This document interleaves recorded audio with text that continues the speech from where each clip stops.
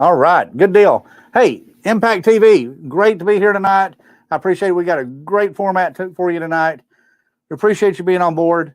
We're going to be talking about how to get cash back at closing. In other words, where you may not have to move my taco cost out of the way. We may not have to bring money to the table. You know, it may not be a lot of cash. It could be a lot of cash, either one. So we're excited to be here tonight. Lots of things are going on in the industry right now. We are in the process of seeing some changes happening in the real estate industry. I don't expect a crash as far as the home prices as the value of houses, but we do see some stuff happening. We'll be talking about that as we go forward, as we get more information on that. A lot of mortgage companies are doing layoffs right now. A lot of them are merging with other ones. A couple of them have closed down. A couple of them have just stopped lending. So we'll get into that. That'll be more into next week when we're talking about property values. But this week, we're talking about how the heck do you do this business without bringing 20% down on everything you do? How do you make that happen? So as we bring everybody on, CJ, if you can start adding everybody on the screen tonight, we're going to make that happen. But who are we as Impact? We as Impact, multiple locations throughout North Texas, going east, going west, Oklahoma City. But we are your local experts. We're the people that help you build your business in your community. We're not out there trying to teach somebody how to do business outside of our area. Now, does our program work everywhere? It works everywhere. But our expertise is we know the movers and shakers. We know who the repair people are. We know who the title companies are. We know who the bankers are and other private money people are. We know where the properties are. We know where to buy properties, depending on what type of criteria you're looking at to buy property in. So that's who we are as Impact. We're your local source for your real estate investing. Our locations hold a meeting once a month. Some meetings are on weeknights. Some of them are on Saturdays. You can go to the bottom of this YouTube channel, and it will give you some information about where our meetings are. You can also go into realimpacttraining.com, and it'll show you a link there for our meetings, and you can look up and see where your local meetings are at. So with that, let me introduce everybody on this call tonight. So Karen Maxwell, she's not only with corporate, but she has Impact Plano, which is actually Plano Allen area up there. That she holds a meeting the first Saturday of every month. Then we have, hello Karen, how are you? I'm good. And then we have Doug and Renee Toon. They are in Longview, Texas, and they cover a huge area out there in East Texas. But their meetings are the second Monday of the month. Is that right? Yes. Second Monday of the month. So you need to plug in. So how are y'all doing tonight? Doing great. We're great. And guess what tomorrow is? Tomorrow is meeting day, right? Second Monday. Yeah. Short-term rentals, Airbnbs, right? That's right. Yes, sir. Which is a fascinating subject. Oh. And then we have Eric Short. Eric Short is Impact Grand Prairie, South Dallas area, and his meetings are once a month on the second Tuesday of the month. Tuesday, that's which is in correct. 2 days away. 2 days away. So, and 2 days. We are also have a guest speaker to talk about short-term rentals as well. Oh. Lauren Brady, she'll be there. This apparently is short-term rental month, I guess. There you go. There you go. All right. Good deal. And then Tim Lockhart, Impact Wichita Falls and Impact Denton, Texas. And he does, well, tell us your meeting date. Sure, the second Saturday. Is that right? For Yes. Wichita Falls? The Wichita Falls is second Saturday morning of each month. And then in Denton, it's the third Monday of the month in the evening. Gotcha. All right. Good deal. So you just had a meeting 2 days ago, yesterday. Just seems like 2 days to me. Yes. So, yeah. Yesterday. It was a really good meeting. We talked about short sales and how the market is changing. So it was really Yeah. Then Tim's wife is a traditional mortgage lender, and then she also is involved. Tim and her also are involved in a investment lending company. They have Blazing Star, and so I get periodic updates from Gabi of what's going on in the industry, and it's interesting what's happening out there right now. People look, I don't know how you would put it. Maybe got too big for the britches, or expanded a little quick, trying to take advantage of where we were at a few months ago with the interest down where it was. But some interesting stuff. We're going to be building on that in the next couple of weeks, making that happen. But welcome everybody back from the 4th of July weekend. I think we have a cold front coming in on Tuesday, if I'm not mistaken. I think it's going to drop about 5 degrees, if I'm not mistaken. It there. may So, not hit 100. It may stick at 99. yeah, it may stick right there at 99. There we go. So, but those of us that were here in Texas in 1980, we still haven't forgot about that summer. So that was brutal. And we survived. With this tonight, what's that, Karen? We survived. There you go. So those of y'all that are on the call, we appreciate it on there. If you're on YouTube, you can click on there and do the chat, and you have to subscribe to the YouTube channel. But we want you to ask questions in the chat. Let us know what you're thinking. We'd like to keep it related to closing deals and either not coming to the table with money, or coming to the table and getting money as we walk away from the table. That's a great thing to do when you're buying property. So we'll be looking at that. But thank you all for being on here tonight. We have some great regulars that are on here, and then we have others that are on here that are just listening. So if you're on Facebook, and this is Facebook Live, you can ask questions. They will appear on our chat if you're in the live portion of Facebook. So welcome everybody. Appreciate you being on here tonight. We're making this thing happen. So tonight we're talking about getting cash back at closing. Now, this is a technique that I've worked with for years. There's multiple ways to do it. You can do it with the seller giving you owner finance, and you can get creative on that. I might have an example later tonight of that if we have time, for an Austin deal that we did. And then you can get it with having private lenders out there, private money, to do that on private money. We've actually done it with bank lending. It's a little bit more, a few more bells and whistles to go through on that. It's all about disclosure and whether or not the bank is approved to do that. And it depends on the deal that you've got, how good of a deal that is. So Karen, I'm going to throw it over to you, and let's talk about getting cash back at closing. All right, well, we'll get started.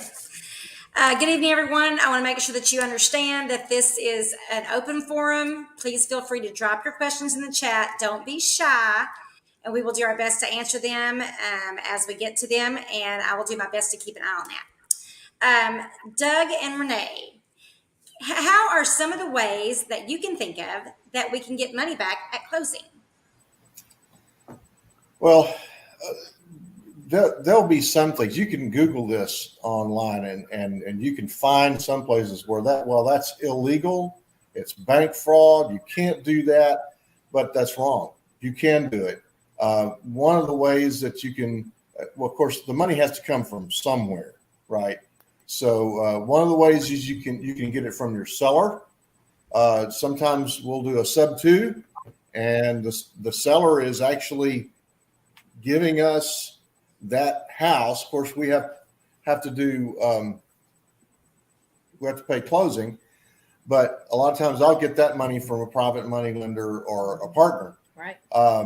Another way that you can get it, and we'll talk about, I'm sure we'll talk about this more, is rental deposits.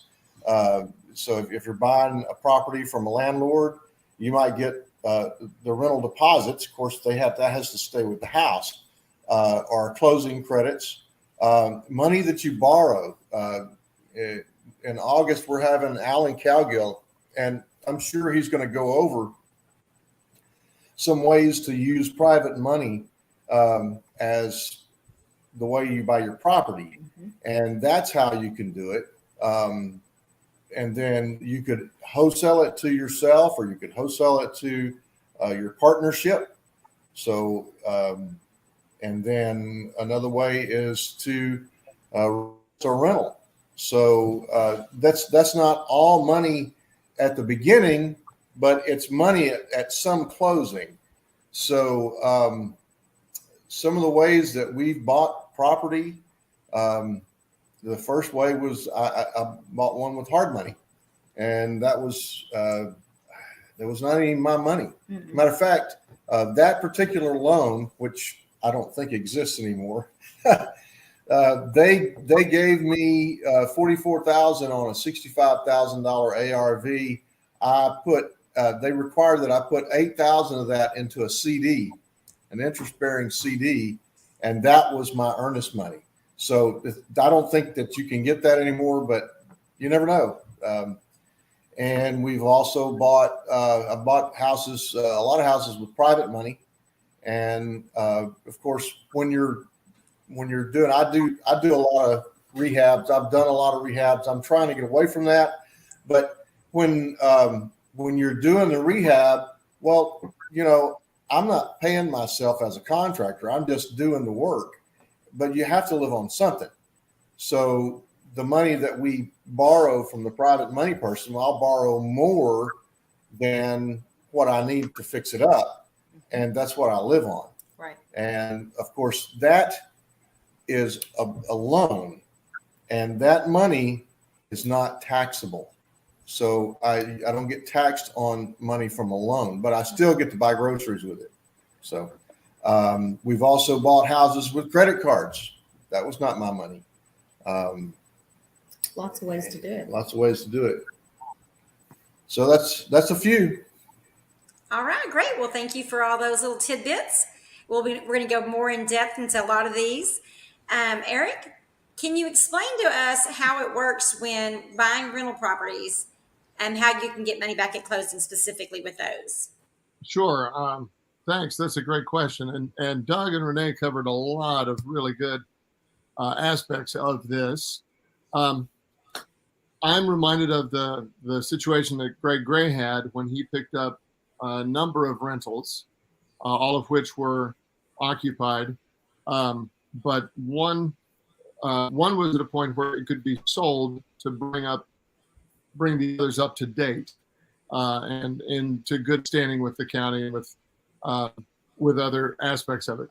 So if a person have an opportunity to pick up 4 or 5 houses, perhaps one of them could be turned around and wholesaled or sold outright to bring the others into up to date, up to speed with what's owed on them. Great strategy. Also, Greg, Renee mentioned private money. I'm working on a sub 2 where I'm bringing half the money that is required, but the other half is being brought by my brother. So it's and that money required is strictly for the rehab, right? Strictly for the rehab. So there are lots of aspects. I really like the story about picking up 5 houses and turning one to bring the others up to date. That's a great one. There you go. And if you were to sell that last house for more than what was owed on the taxes, then you would be getting some cash back at closing. So Excellent. Exactly. Okay. Well, thank you so much for that. And Roger, tell us about that townhome in Fort Worth. Yeah, this is a townhouse that it was in it was one townhouse in a grouping of 6. It was one building that had six houses in it. We got the referral from a neighbor. We've done a couple of properties. They were doctors, or he was a doctor, she's a nurse. Older couple. We did a couple of properties with them in the previous years, and so they came to us and said, we've got a friend that has passed away. She has one son. He lives about an hour away, and he is not interested at all of doing any work on the house. So we went met with the son, and the townhome didn't need an awful lot. We put some money into it, but it didn't need an awful lot. So the way we put that together is we offered them 3 different tiers or 3 different ways to buy the property. We did Now, let me qualify this. The property was worth $370,000. I'm sorry, 270,000, 270. But we offered him a cash price as is at 115. We offered him, if he were to sell it on the MLS, we gave him some estimates because we work with a lot of wholesalers of what they would pay. And they probably would have paid about 140 to 145. And then we came to him and we offered him 155 if he would owner finance it to us. So essentially, we did an owner finance deal. It gets a little bit more detail than this, but we did an owner finance deal at 155.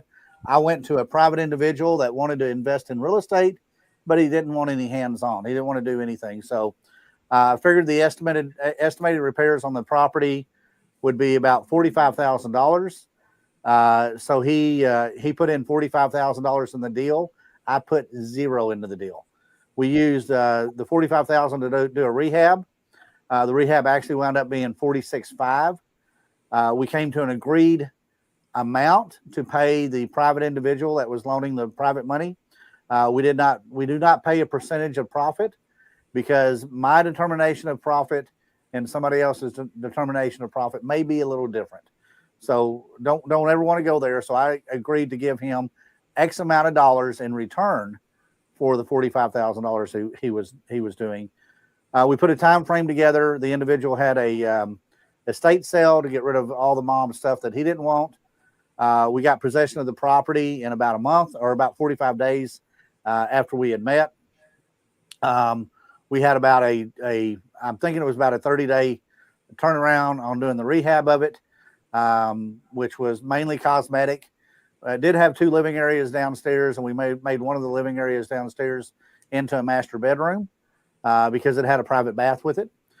And we had it closed. It took us a total of about 150 to 160 days to close.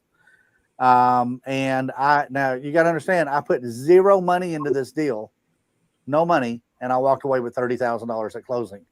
Okay, we only did one closing. We kept the property in his mother's name, went out and filed a lien on the property for $270,000 to cloud that property so he could not list it or sell it with another realtor or with another individual. And so, like I said, that's kind of how we structured the deal.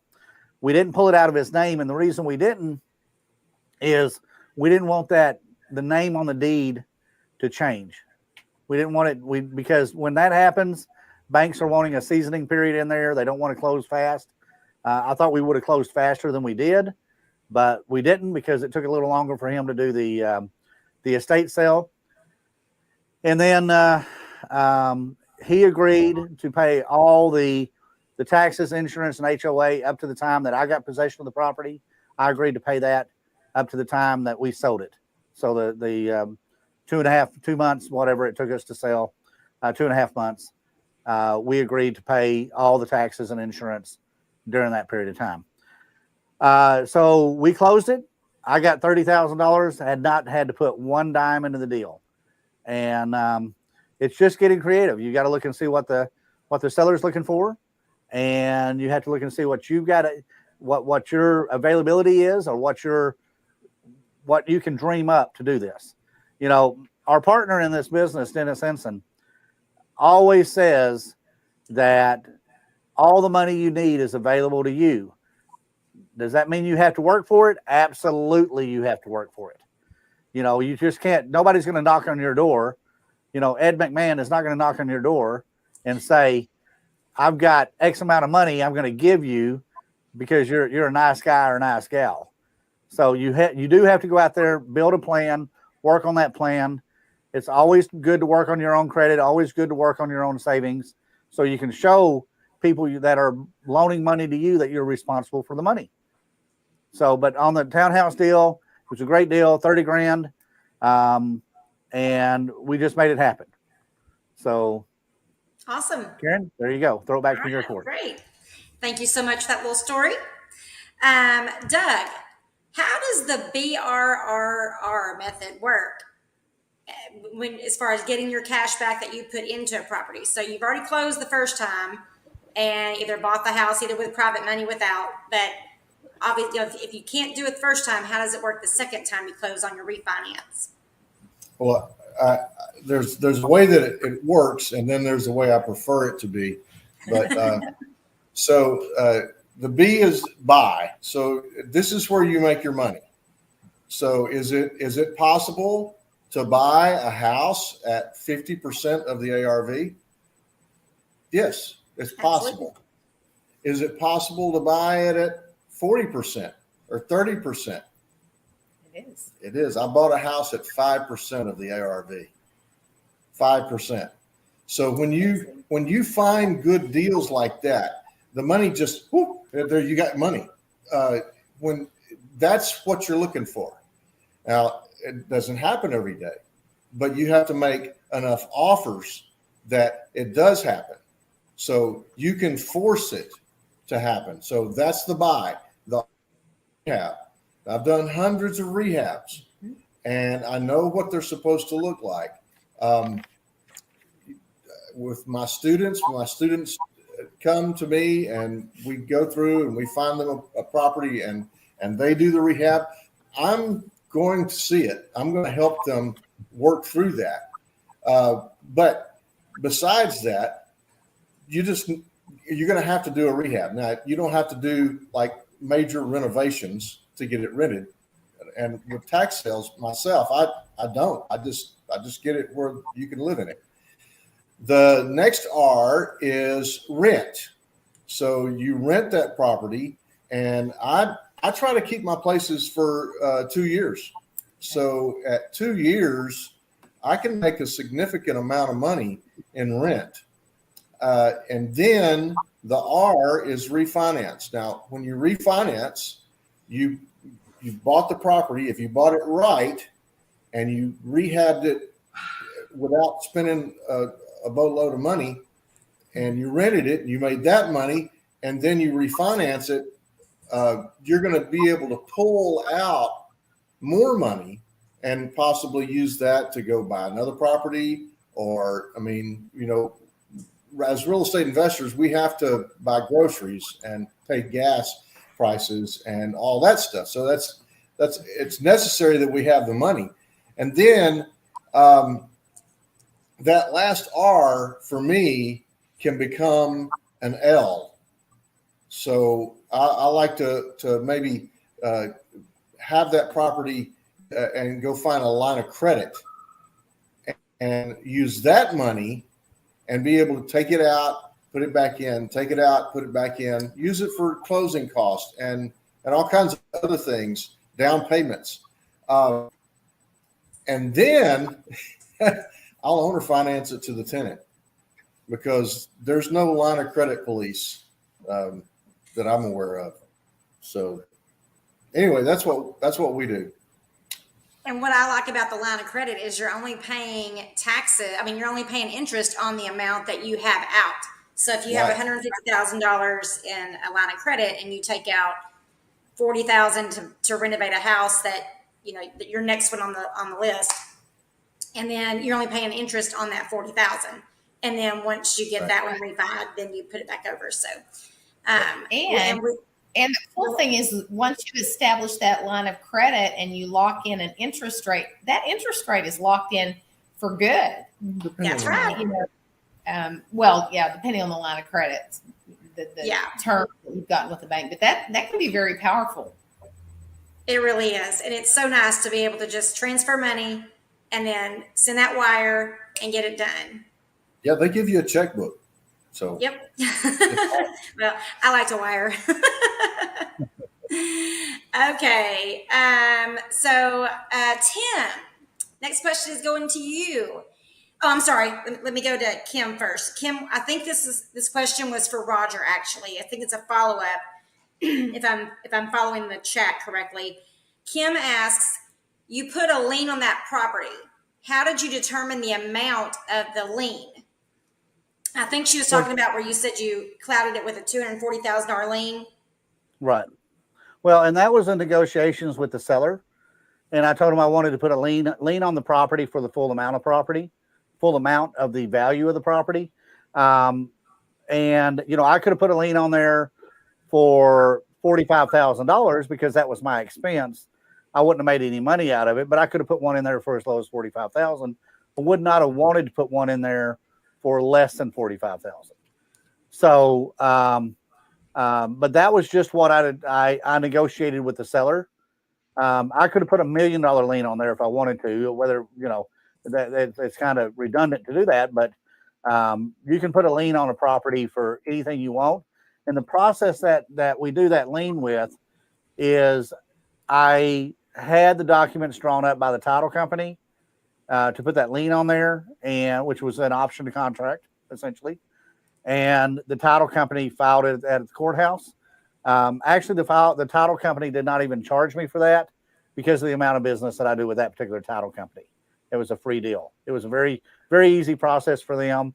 I think it probably cost them at the time $7 or $8. That's probably doubled by now.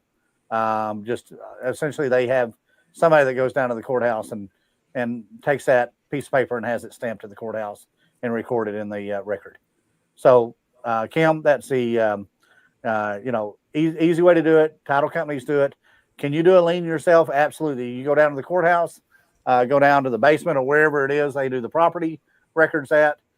You can show them a document signed by you and signed by the other party, the seller, and they'll attach that lien to the property to cloud it up. Good deal. There you go, Karen. There you go. All right. Good question, Kim. I'm sorry. What? I said good question, Kim. Oh, okay. I thought I heard Renee. Okay, Stacy has a question. Her question is, what's the best way to get lines of credit that you all have found? I know I have an answer to that. Well, I'll just throw in there, banks. And part of our training that we do is we teach you how to put together a package to go to the bank, a banking package. And once you put that package together, it is not unusual for us to have a student go into a bank, present that to the bank, which has all these documents in it, your business plan, they're going to want to know what you're going to do with that money. And then we always use local banks. You can use any bank you want, but it's about building that relationship and working with the individual, building that relationship and working with the individual. My banker, that we use a lot is went fishing with him not long ago. I'm not a fisherman, but we just talked. That's what we did is we stood on the dock and we talked while his son did the fishing. So, but it's building those relationships. It's building those that banking package that we put together. We put that banking package out there, present it to the bank. They look at it. That's what they're looking for. Not many people do that. Our last students that went to, or a current student, I guess, that went to the bank, made that happen. Got a $250,000 line of credit just right off that banking package. And we're not talking about that. People that had millions of dollars set aside. The people that have millions of dollars, they don't need to borrow money from the bank. They're not a bank's customer. Banks loan money to people that need to borrow money. So I drew that out a little bit, but there you go. Well, thank you for that. Tim, Tim, what did you have to add to that? Yeah, so I found that there's two different types of lines of credit. There's unsecured lines of credit and secured lines of credit. So I've got a relationship with a local bank, a state bank, has a few branches in the area. And they gave me a line of credit of 60% of the market value of a house that I had free and clear. And so that's an example of a secured line of credit. And that has been used for doing rehabs. It's been used for down payments, and all kinds of different things for other houses so that I didn't have to bring money to the table. There's also unsecured lines of credit that you can get from a variety number of banks, but one of the good places to go is a local credit union.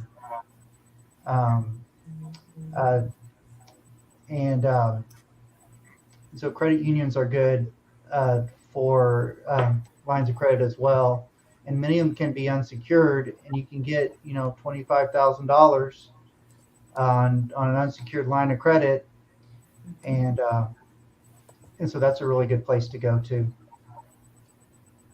Absolutely. Okay, Doug and Renee. Doug, what did you want to add to that? Well, most of us already have a relationship with a bank. And so if you're already banking there, they probably know you. If they don't, you're probably not banking very, very much there. So so they're going to have a line of credit, but they're also going to they'll have HELOCs, and of course you can't do a HELOC on a rental property, but you could do a line of credit. And Stacy, we have the name of a couple of places that you can call, and a HELOC is probably going to cost you about $1,000. Right. So you're gonna need some money for their upfront fee, and then you're going to have to get an appraisal. Yeah, I actually reached out to one of our local banks yesterday about a line of credit with them to find out what the terms were. And, she did have the secured and the unsecured options. But she also had a 30-year, a 15-year, I think it was a 5-on-5. And she said the 30-year they typically sell to Fannie Mae and Freddie Mac. I think that's right. You were definitely going to have to come to the table with a $250 fee and then have an appraisal done, which is about $700 now. And it was going to be 80% of the ARV, which was not a bad deal if you have a completely owned, 100% owned property. Well, no, you can get 80% of the equity. Mm-hmm. So, yeah. That was kind of interesting getting to find out those specifics. Absolutely. So Stacy, my experience with getting a line of credit is there are two things I want to make sure I point out. If you own several properties free and clear, do not try to refinance that. So what we did was by itself, try to bundle them up. So you want to call your commercial lending department of the bank that you have a relationship with, and that's who's going to be doing hopefully doing your commercial loan for your line of credit. So what we did was we had 5 properties that we owned free and clear. They weren't worth a whole lot, I think $65,000 each, and then we were able to pull 80% out of those because we bundled them together and pulled out 80% of that. But we did have to pay for appraisals, and we did have to pay some closing costs, and we bundled them all together. So therefore, the county did not realize that what the new value was, the new appraised value. So they didn't raise our taxes at that time, or for quite a few years. But that's my 2 things: is make sure you talk to the commercial lending department and start building that relationship. Find out what they're looking for. Tell them your vision. Meet with them. Tell them your vision. And then, start working on bundling those together. We did one by itself, and as soon as the appraisal hit, they upped our taxes on that one. So we learned very quickly to bundle them together because they don't know the loan value. They don't know which property is valued at what. So we always try to do at least 2, but we prefer to do all 5. I mean, if you own 5 properties, free and clear. And also on refinance. So we would take our properties that we were finishing up with that had been seasoned long enough that we were needing to cash out our private lenders and put them into, basically pull them out, refinance them. So we paid off the private lenders, and then we left the rest in the line of credit. Played the line of credit back with that, and then just kept playing with that money over and over again, rinse and repeat. Okay, I think we got all those. So Tim, the next question is for you. How about when working with partners or private money lenders? How does getting money cash back at closing work, or not having to bring any money to closing work with that? Yeah. So um, um, one thing that we teach, if anyone's ever seen our money ladder that we talk about in our training, is to be able to put together multiple sources of money. So it doesn't all have to come from the same place. And so uh, if you're going to a lender, um, say a commercial lender, a local bank, or a credit union that requires 20% down, that doesn't have to be from you. It could be from a private lender who could be a friend, maybe um, um, maybe somebody that has money in a 401k from a previous employer that's just sitting there, and they could redirect um, um, that money, or even equity partners can come in. So say you um, have a house. Just keep numbers simple. $100,000 house, and and say you're going to buy it for 50, and you have $20,000 in repairs. So you're $70,000 into the deal, um, and and say the lender needs 20% of the purchase price, which is the 70,000. So they need $14,000, and then they're going to fund the 20,000 for the rehab, and they're going to escrow that money and give it to you as you complete the project. Well, that $14,000 doesn't have to come from you. It could come from a private lender, and you could even get somebody to maybe fund a little bit more than that. Maybe you get 20 from somebody else. You do the down payment of 14, and then keep the rest to start the project. Yes, sir. Absolutely. We did one with a private lender, and we didn't have to bring anything to the table. The lender paid all of it, and so it worked out really well. Okay.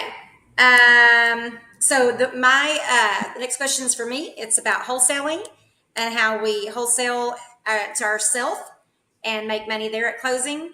So in my experience, for years, we were wholesaling, and then we were like cherry pick the best ones to keep for ourselves, or the ones that were subject to, that we could get into for really low money down. So we wholesaled 4 properties to hold the 5th one was our plan. But then we started getting so many good deals, we couldn't pass them up. So then we had all deals and no wholesale fees. So we didn't make any money, and you can't sustain that. So we had a problem, cash flow problem. So I talked to my mentor. My mentor said, "Hey, wholesale them let your wholesale company wholesale the property to your buy and hold company." So that's what we did. Our wholesale company got the property under contract, and then as soon as we knew that we were keeping it, it would immediately assign it over to the buy and hold company. The contracts would go to the title company just the same as any other time, and then the buy and hold company paid for the wire to fund the deal. And then so our wholesale company would get that 5,000 or 15,000, depending on how good of a deal we had it that we bought it at. So that's the one way we like to do that. So don't forget that you can wholesale it to yourself. Definitely want to check with your CPA. We are not we are not tax professionals, and we are not definitely not attorneys, but definitely you want to run your business in the way you plan to do things by your CPA, by your tax preparer, whoever does your financial planning and that you rely on. Make sure you check with them to make sure you're doing it the right way. Okay, last question. Roger, do you want to talk to us about the Austin deal? Yeah, the Austin deal is great. We had a student came to me. He had an opportunity to pick up 12 properties. They were all free and clear, owned by one individual who wanted to get out of the business. He was an older gentleman, just wanted out of the business. He wanted $975,000 for the package of 12 properties. They were various styles of houses. And a few of them were smaller houses, 1 bedroom, 1 bath. 2 or 3 of those were very small houses. So the student and I talked. The owner wanted. At first, he said, "I don't want to do owner finance." That's kind of a standard phrase people say. I don't want to do an owner finance.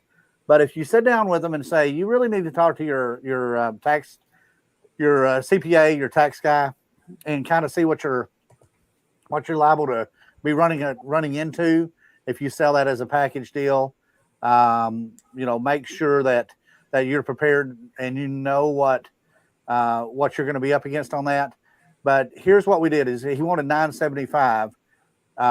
We came in and offered him, if he owner financed it, we'd give him $70,000 down, and we'd pay him $1.2 million for that property over a 10-year period of time.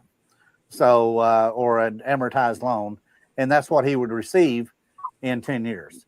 It still gave us a tremendous cash flow, but instead of giving that interest to the bank, we offered to give it to him. Okay, so the $70,000 was not going to be a problem as a down payment, but we didn't want to use our own cash to do the down payment. So what we did is we put together a plan. One of the houses was empty. It was worth about $125,000 the way it's set. We found a buyer for it.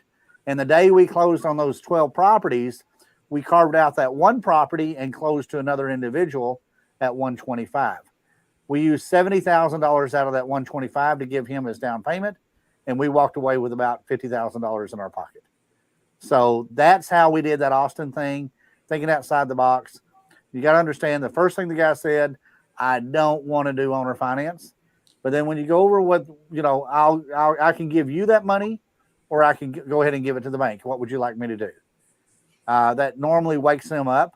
Another thing that woke him up was understanding where he was going to be at regarding his tax situation. And he didn't have any other write-offs. He didn't have any other ways to divert that money. He wasn't doing a 1031 exchange. So it was best for him to go ahead and do that. He wanted to have this taken care of in writing. So if something happened to him, his kids wouldn't be butting heads on his estate and wind up losing everything he's ever built, which happens really often. So, but that's how we did the Austin deal. It was great. It was fun. We made it happen quick. We had it closed in less than 30 days. He got what he wanted. We got what we wanted. And there we go. Awesome. Thank you so much for that. That's a great story. Use what you have. Right. Absolutely. The last comment is just that Stacy would like to go with Doug and Renee to the next auction. So make sure y'all get with her and let her know whenever y'all are going to be going to the auction. She wants to go. She and I talked about that last month. So thank you for being on here tonight. Thank you for watching this as a replay. And we will see you Sunday night at 7 p.m. Everybody, thank you so much. We appreciate it so much.